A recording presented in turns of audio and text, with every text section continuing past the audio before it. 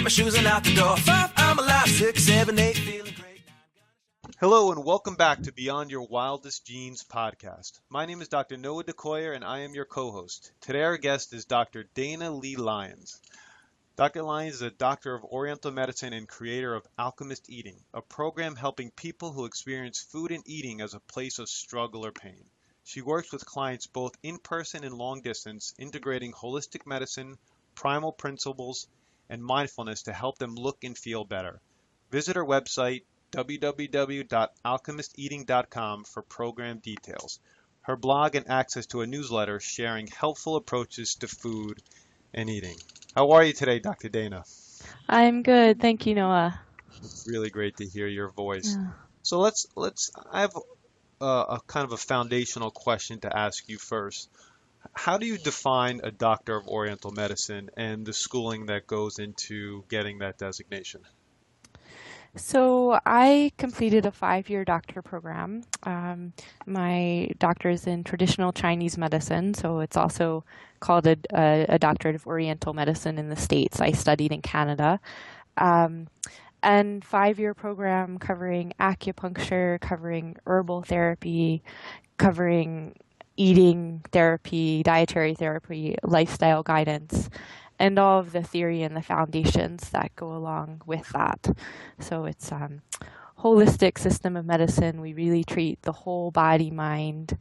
And in practice, I rely a lot on acupuncture and medicinal herbs, as well as eating guidance. Beautiful. Now, tell our audience a little bit about your story. How did Dr. Dana Lyons become Dr. Dana Lyons?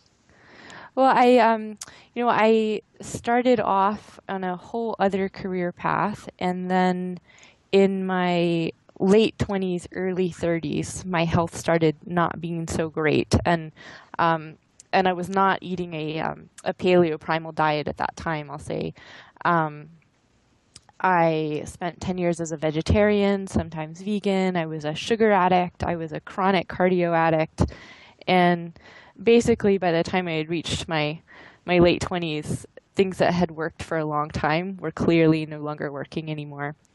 And I discovered first acupuncture and then herbal therapy, and then started working with diet as really a key piece in getting my health back, and decided to study medicine. So this was all happening about the same time that I was learning about paleo, primal, and different ways of eating. That's a great story. Now, we're going to get into this in a minute, but me and some of my partners always say, vegetarian and veganism is a good idea until it doesn't work anymore. Yeah. And how about alchemist eating? I know what alchemy means and is, but where did you come up with the term alchemist? Well, I really rely on the alchemy of those things I mentioned, the holistic medicine, also primal eating, in addition to that, mindfulness-based practice. So I really try to integrate and in a way where I'm not just throwing things together in a hodgepodge way, but I'm really coming up with something that's bigger than the sum of the parts, and it's really quite powerful. So, the way different modalities work together. Right. So a very vitalistic, not mechanistic way of practicing. Mm-hmm. Yeah. Yeah.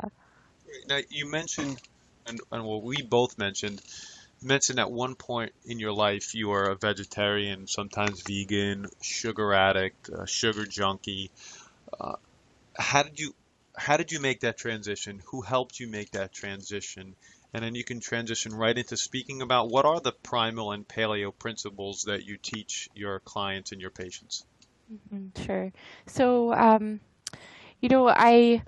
when I was eating vegetarian, I was a vegetarian for about 10 years. The first part of that, it was the worst possible kind of vegetarian diet where it was very nutrient poor. Towards the latter part of that, I at least started eating a lot of real whole food. So when I finally started introducing animal products, healthy fats, because in addition to not eating meat, I was really, on the low fat train. So when I started bringing those things in, I was at least transitioning from a relatively whole food vegetarian diet to primal. So it wasn't like a complete shock to my system. and it very much overlapped my study of medicine. So in my training, we studied Chinese medicine, dietary therapy, and lifestyle principles. And then around that same time, I started learning about the paleo primal movement, reading a lot, and it really lined up. So I started giving it a try. Is the Asian or the food side of the Doctor of Oriental Medicine, is that more vegetarian based or no? No, not at all. In fact, my first year of medicine school, and I was still a vegetarian at that point, and I remember one of my first teachers saying that no student goes through the program and stays a vegetarian. And I was like, well, we'll see about that. And I was sure that I was going to be the one holdout, but that wasn't the case. So. So then what changed your mind from to transition out of that vegetarian mindset into a primal paleo mindset? Well, it's part of it was just that it was very clear that what I was doing wasn't working for my body. So I come from a yoga background. Yoga is a huge part of my life.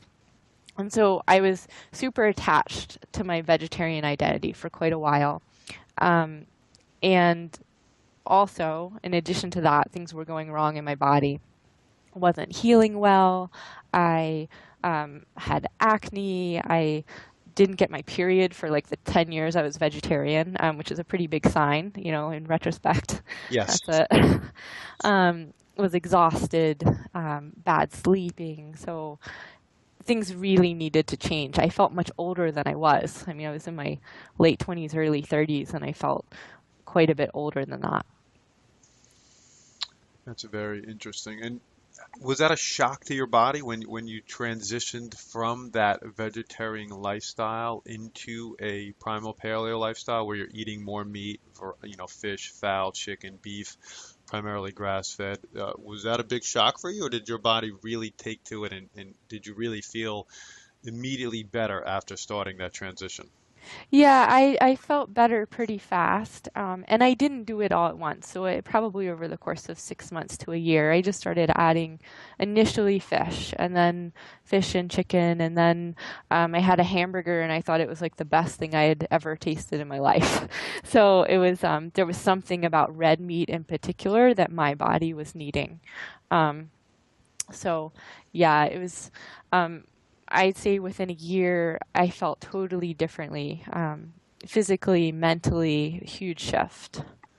Were there mentors in school that helped you make this transition, or was it somebody like Rob Wolf or Mark Sisson that helped you really see the primal paleo way of eating and food consumption? For the primal paleo aspect, really, I was following Mark's Daily Apple and Mark Sisson. That was my introduction to the whole paleo primal world that was out there.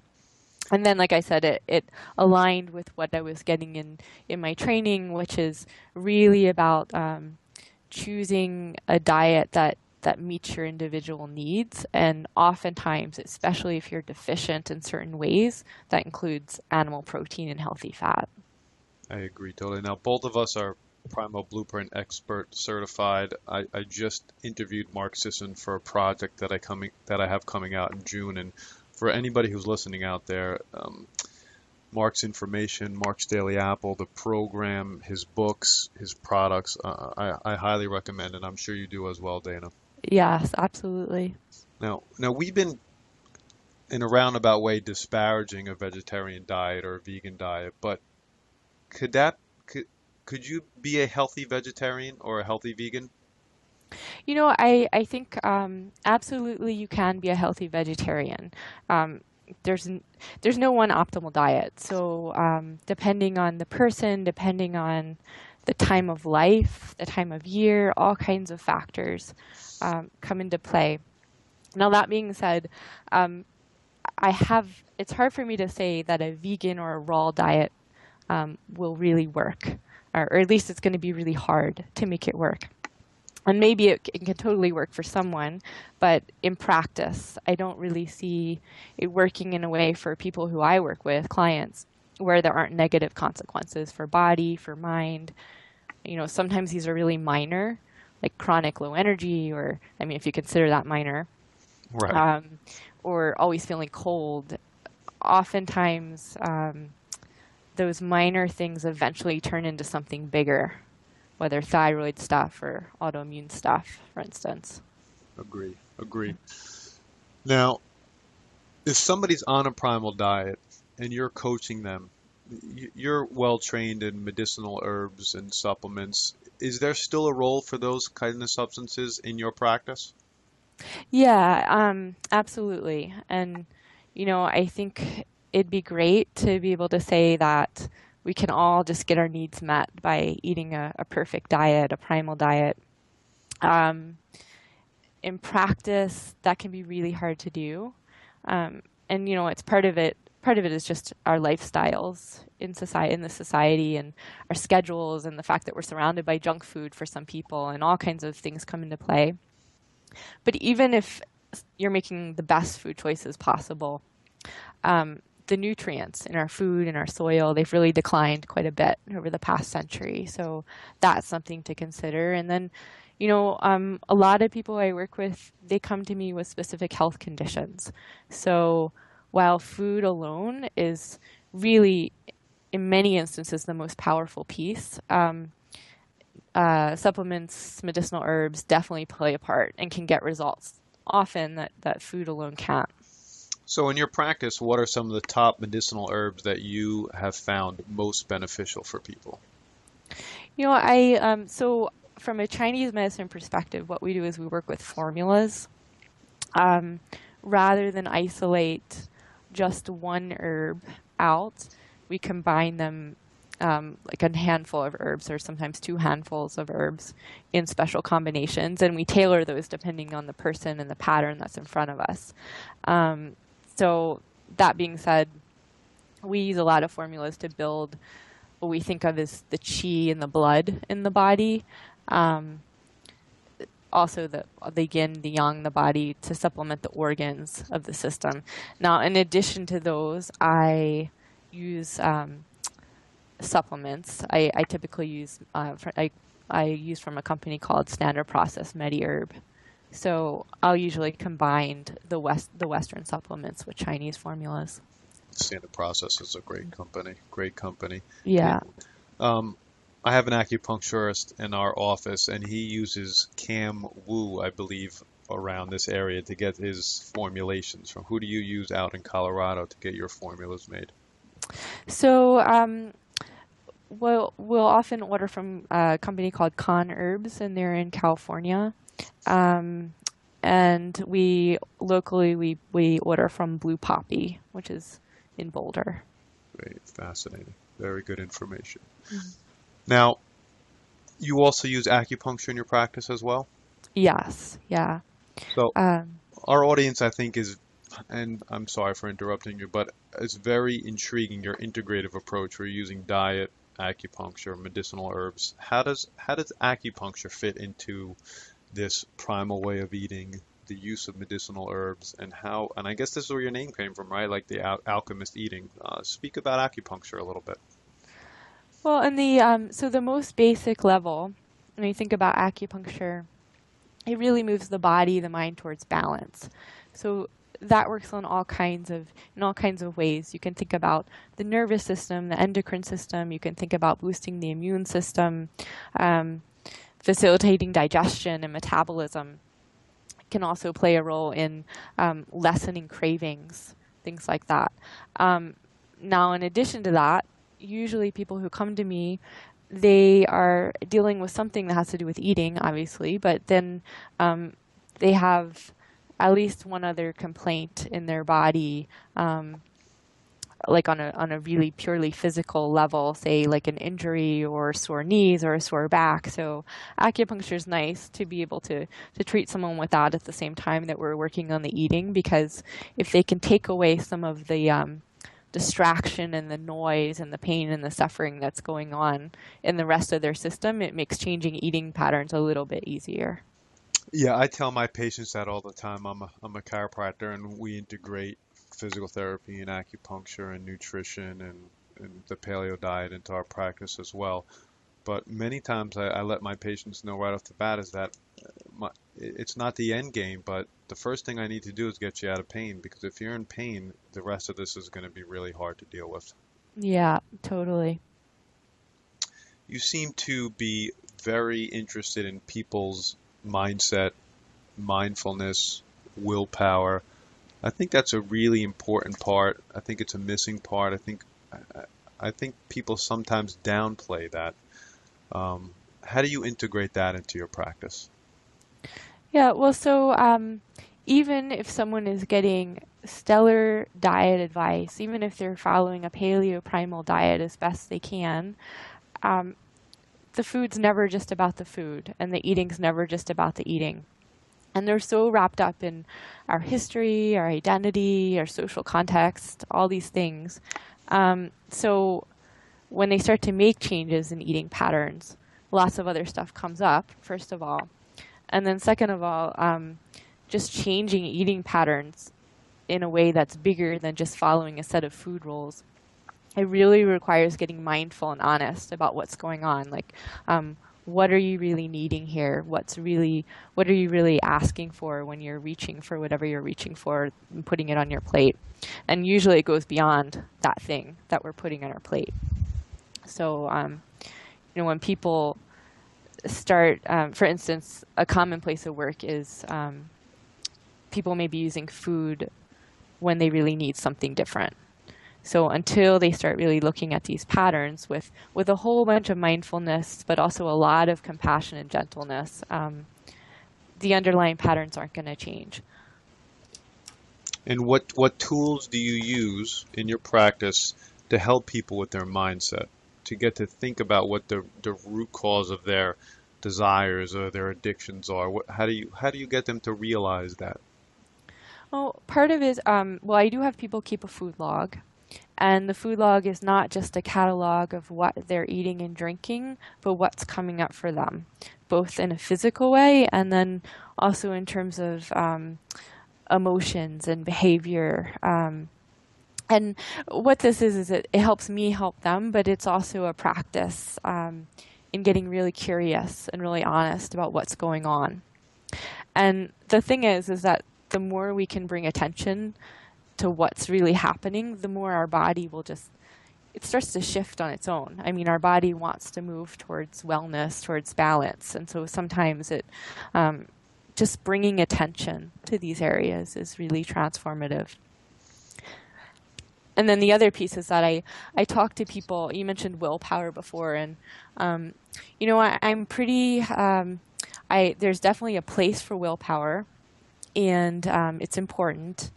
But ultimately it's exhausting. And so many times when people have come to me, they've already tried the willpower route and tried to rely on it. And mindfulness offers a different way about it, a different approach. And it's really less about white knuckling your way through and more about just getting honest about what's going on and kind of surrendering to the truth of where someone is, first off. And then from that place, well, they get to decide. So, and that doesn't mean that they're going to decide to leave the unhealthy patterns behind and that's it. But they do get to decide, okay, these are my choices. So what do I have choice over and where can I move from here? What are some common themes then that you see in your clients? Often, people are wanting something else. They're needing something else. So whether it's connection, nurture, touch, expression, like all these things. And that somehow is playing out in their eating patterns in a way that's really painful, in a way that's hurting their body. Yeah, I agree. I understand exactly where you're going. Now, you obviously work with people in person and virtually as well? Yes. Yeah. A lot of my clients are long distance. At the moment, I have clients in 3 continents, all over the States. So that's really exciting for me. And you do it over Skype, I assume, or another means of communication? By Skype or phone. It's totally up to the client. So yeah. That's great. Now, I'm sure you have a ton of success stories to share, but Give our audience a few success stories so they know what they're dealing with, and if they do reach out to you, they have the sense of how special you really are. Oh, sure. Yeah, well, um, one person who comes to mind when I think of success stories, because he really embodies the alchemist eating approach, which is combining holistic medicine and primal principles and mindfulness, is a man he's in his early 40s. He spent pretty much most of his life eating a standard American diet of the worst possible sort. Tons of processed food, junk food, sugar, carbs, rarely touched a fresh vegetable, that sort of thing. Um, he actually, when he came to me, he had already tried paleo for 30 days and he saw that it worked, but he had just white knuckled his way through it without any real thought or support, or he was just following a set of rules. And he saw some good results, so he knew he wanted to pursue it further, but it didn't stick. So he saw what I was doing, and we worked together. We first worked together intensely for 90 days, and now he's on kind of like a long-term, low-level maintenance program. But his main goal was really to move from that diet, even if it's a good diet, to move from that to a place where it's about lifestyle and where he no longer had to rely on willpower, and it was more just something he did, and this was how he ate. And he's totally achieved that. So, and a big part of this was following through with primal eating and really sticking with it and having the support to do that. Lots of people know what to do, but having that piece of somebody to hold them accountable in a compassionate way is really important. So, and it was with him. And then another big thing was through our work together, rather than just follow rules, he really worked on examining where his addictive patterns were around food. He was binging, for instance, and using comfort eating when he really needed something else. And just by investigating that and getting really honest about it, it started to shift. And he's in a whole nother place now than he was when we started working together.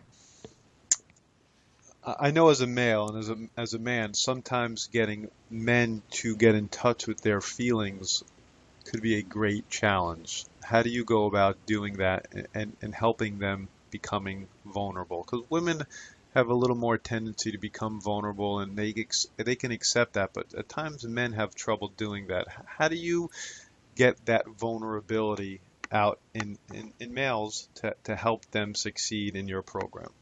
Mm-hmm.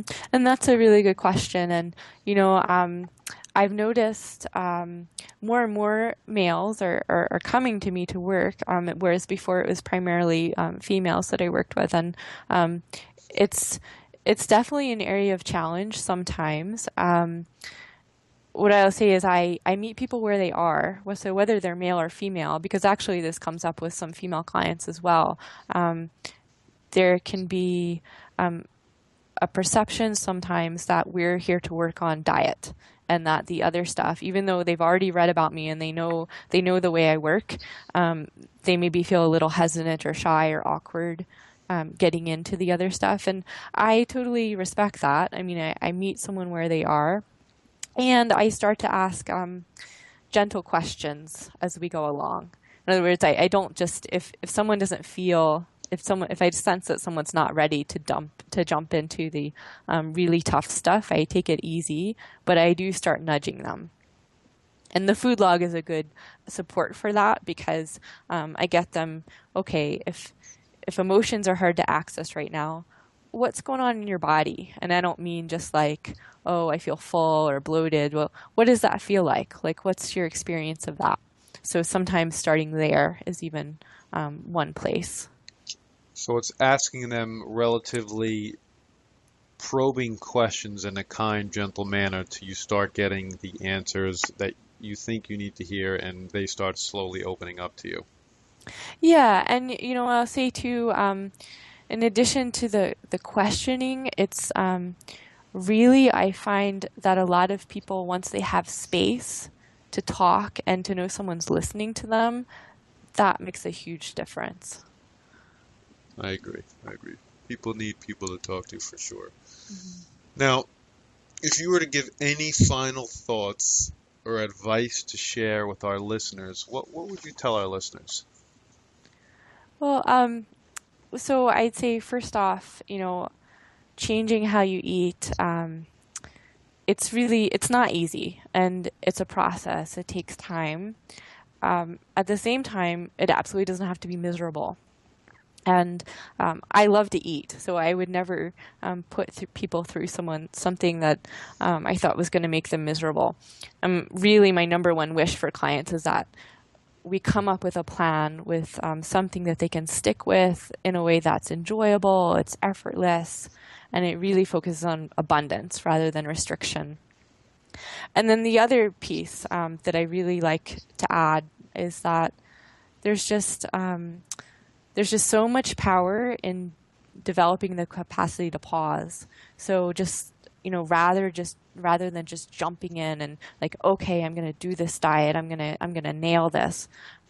Just pausing and really seeing, getting curious about what's going on, not just with what's on the plate, but what's going on in your life, in your mind, in your relationship with food and with everything around you, including your body.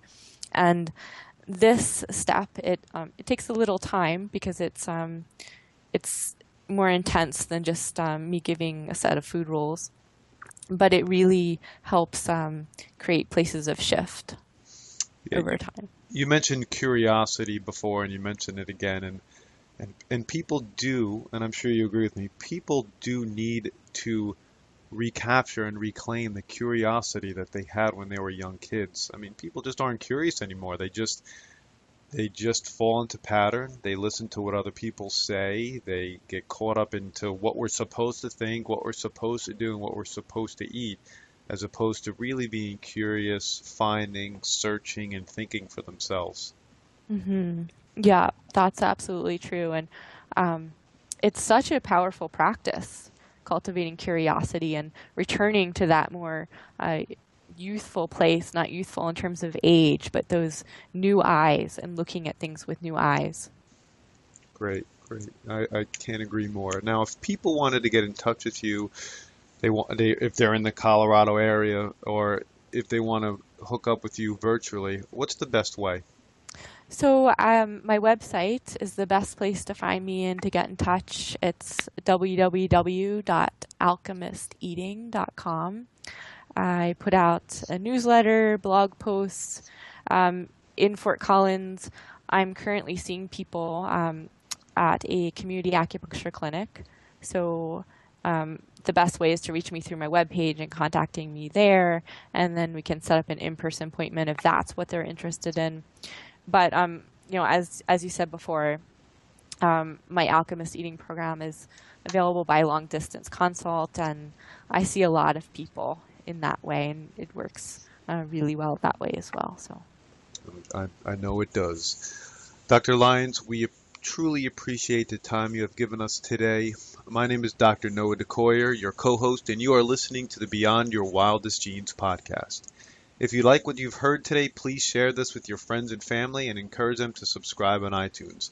You can sign up for our incredible weekly email at www.centerforepigeneticexpression.com. And please let me encourage you to check out our first project/summit at www.painreliefproject.com.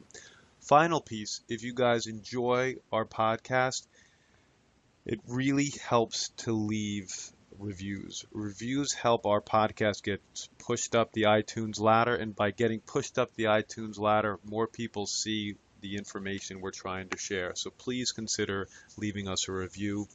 Thank you, and as my oldest son Hayden says, be awesome and never unawesome.